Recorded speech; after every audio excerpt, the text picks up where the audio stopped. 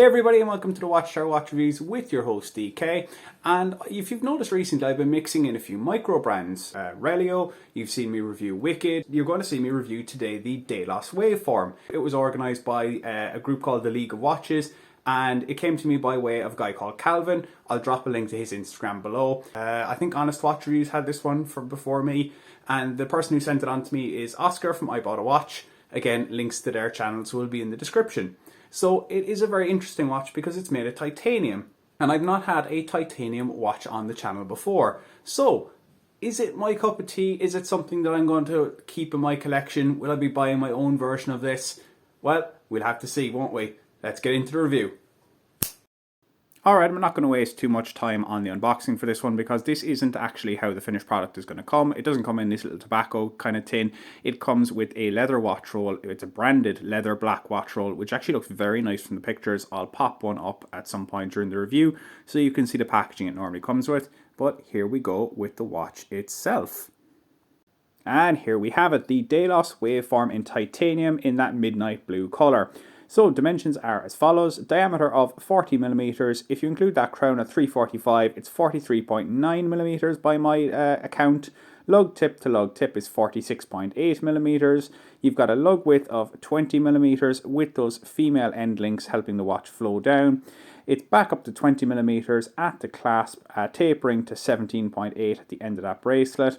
The thickness is 13.6mm, including that crystal by my account, and the weight with all links is 115 grams. With 4 links removed, it is only 103 grams, aided of course by that titanium construction.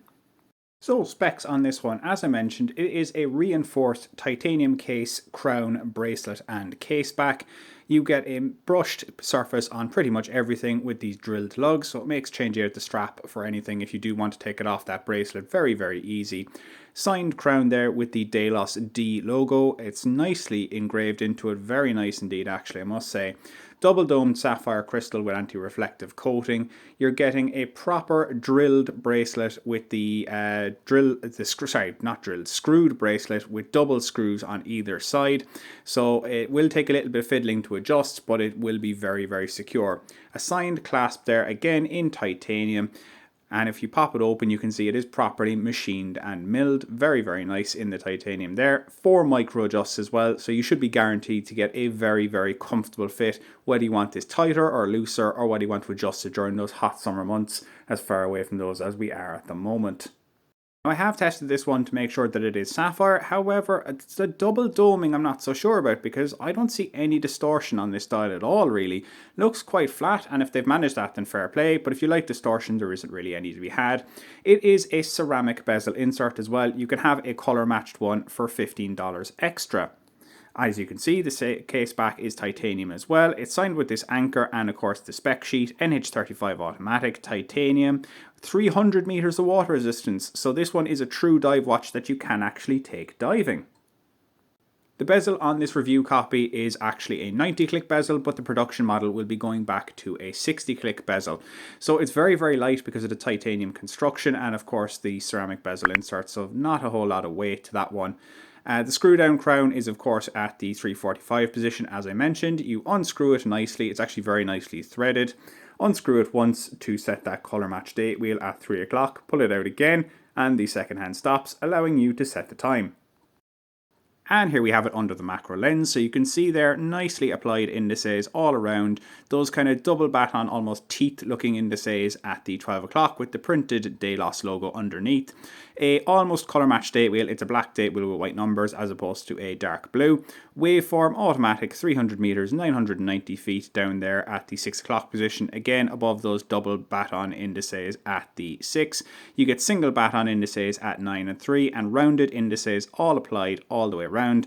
And I can say, even for a release copy for the reviewers, there is no faults on this one.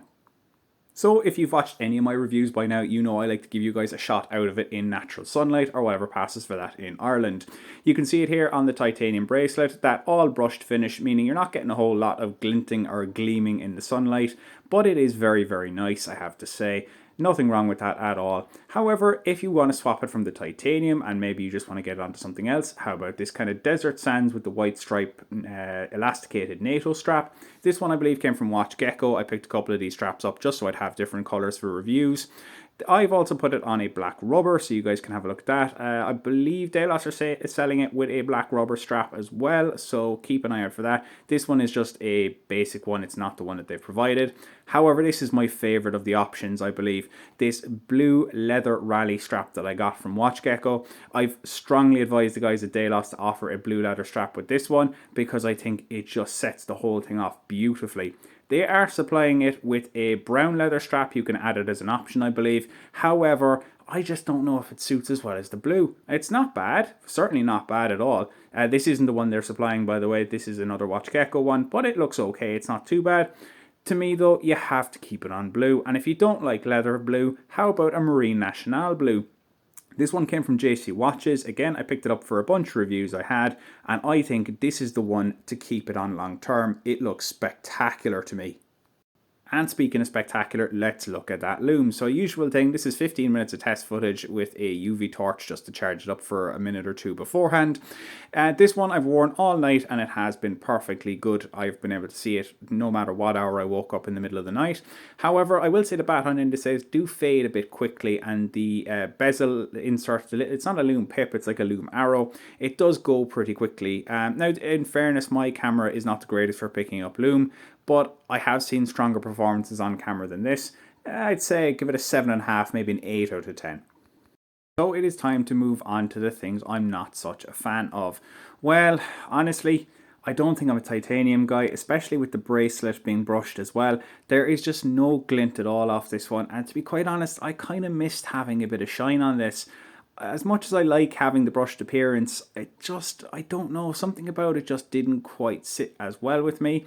It looks a little bit dull. Maybe that's the comparison of the titanium versus stainless steel, and to be fair, a lot of people are going to like that, so this is purely personal preference. The weight as well, I didn't quite get used to the fact that it is incredibly light on wrist. I just prefer the weight of steel.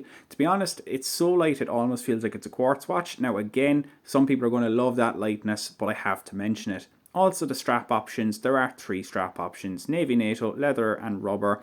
And I don't know if they all suit. I think there's only really one option from Dailos's website that actually suits this watch. And I've been onto them to potentially give more strap options. However, as well, this case back, I did find as well when I was wearing it the first couple of days, it was a bit scratchy, and I don't know whether that's the ridging on the back of this for the design or the anchor or what it was, but it kind of scratched me a small bit. And as well, the bracelet didn't feel quite as high quality as I thought it might have been. This is a watch, I'll put up the price now actually, but it's very nice, I will say, but it's just not for me. However, I will say the packaging is excellent. That black leather watch roll looks fantastic, as I've just shown you there. The midnight blue dial and the black look is gorgeous. Not such a fan of the teal I've seen on the website, but the black and blue look spectacular. Very, very good loom. It's, as I say, an 8.5 maybe out of 10. Would have been nicer to have a 9 or a 10, but you know, not too bad. And BGW9 is always a little bit less bright as well. And it's really, really nice if you swap out that strap, I think, as well. I just think that the titanium isn't for me, and it's a personal preference, but I have to mention it. Also, and something that is not a personal preference, and I know they've decided to change this back to a 60 click. That bezel is shocking. Absolutely shocking. Like, there's so much play. It's like a Chinese, it's like one of those ones you get off AliExpress, you know, the ones I'm talking about. It really is poor. And to be quite honest, I don't think they should have sent it out to reviewers like this, because it just gives a bad impression. They are changing it to a 60 click and they will say it's going to be fixed. However, if I didn't mention this, I would feel I was wronging you guys, so I do have to mention it. So there you have it, my review of the Dailos Waveform Titanium watch. It's a very nice watch in a lot of ways. I'm just not a titanium guy. I prefer the weight of stainless steel. For example, from my Heimdaller SKX Homage that I'm wearing today in bright orange. I didn't fall in love with the Dailos Waveform. I thought it was a nice watch. It was fine when I didn't have it on the titanium bracelet, but I just didn't really like the lack of weight and the feeling that it was a small bit flimsy, even though that was probably mental more than it actually was a physical thing. So I hope you guys enjoyed the review. If you did, make sure to drop a like, subscribe to the channel if you're not already. If you think I was completely wrong, leave a comment and tell me what you thought of this watch. I've been your host DK, this has been the Watchtower Watch Reviews, and I will see you guys next time.